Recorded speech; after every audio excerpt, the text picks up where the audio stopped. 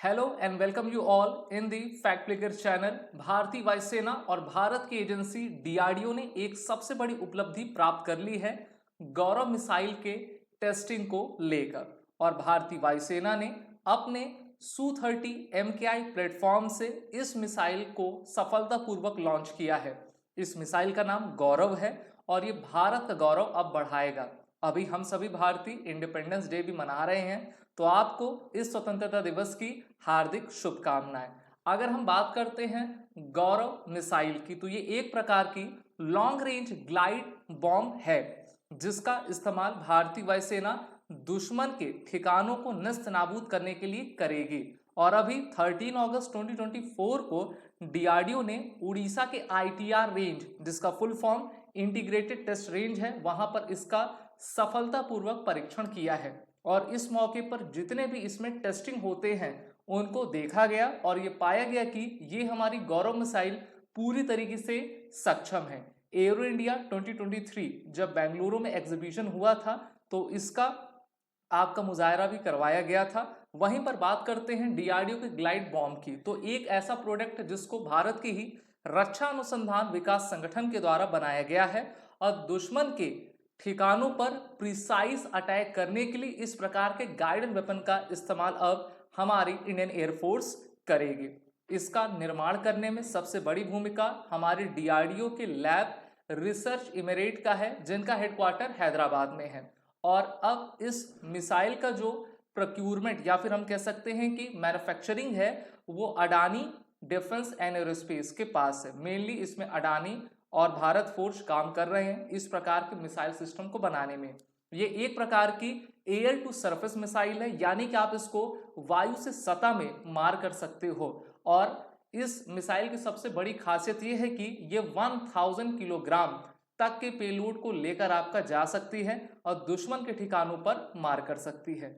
इसकी स्पेसिफिकेशंस की बात करें तो इसका लेंथ 4 मीटर का है, मास 1000 किलोग्राम और इसकी रेंज 100 किलोमीटर तक ये जा सकती है। तो सोचिए आप सबसे पहले कि इसकी कैपेबिलिटी क्या है। 1000 किलोग्राम तक की वजनी ये मिसाइल 100 किलोमीटर तक आपकी जा सकती है और दुश्मन के किसी भी बंकर को या फिर बड़े से बड़े जो इनका एरिया है उसको डिस्ट्रॉय करने में पूरी तरीके से सक्षम है। अगर ये मिसाइल 2019 बालाकोट एयर स्ट्राइक तक बन गई होती तो इससे पाकिस्तानी आतंकवादियों का काफी सर्वनाश जरूर हुआ करता। तो कॉम्बैट कैपेबिलिटी को, सर्विसबिलिटी को हमारे इंडियन एयरफोर्स की ये बढ़ाएगा। आपको याद हो, हमेशा हम 2 साल में एक बार अपने डिफेंस एक्सपो और एरो इंडिया 3 के एग्जीबिशन को कंडक्ट किया करते हैं, जहां पर देश विदेश से मेहमान आते हैं। वहां पर इस मिसाइल को दिखाया गया था और अब इस मिसाइल का जो टेंडर है किसको दिया गया है, हमारे अडानी डिफेंस एंड एरोस्पेस को दिया गया है।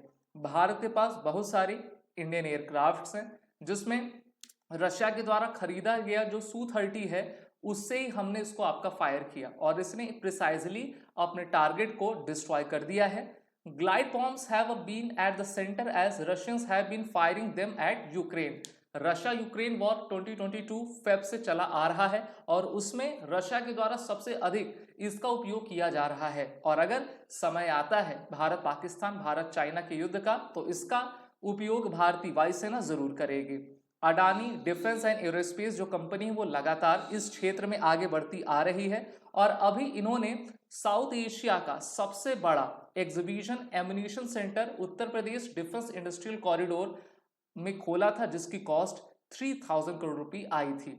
भारतीय सेनाओं को सबसे शक्तिशाली संपन्न बनाने के लिए Defence Research and Development Organisation लगातार आगे आई है, जिनका मोटो है, ध्येय वाक्य है, बले सिमूलम विज्ञानम। और हमारे साइंटिस्ट ने वो कर दिखाया है जिससे कि हमारी सेनाएं अपने आप को और भी ताकतवर पा रही हैं।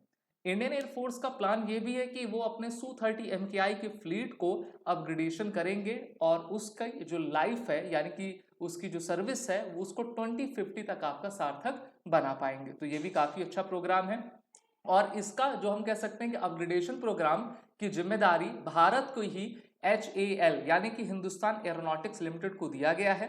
और यहाँ पर भारतीय वायुसेना अपने इस विमान को और भी बेहतर बनाएगी, इसके लिए पैसे पहले से अलॉट कर दिए गए हैं। वहीं पर अभी लेटेस्ट न्यूज ये है कि हमारे भारत सरकार के द्वारा LC मार्क सेकंड, MMRCA और AMCA के प्रोग्राम्स की डेट शेड्यूल कर दी गई है और भारत को जल्द ही उनका 5.5 जनरेशन का स्टील्थ एयरक्राफ्ट मिलने वाला है। और यहाँ पर आप देख पा रहे हो कि उनकी स्पेसिफिकेशंस क्या रहेंगी। सबसे अच्छी बात यह है कि भारत में अब जितने विमान बनेंगे उनके जो इंजन्स रहेंगे वो अमेरिकन मेड रहेंगे।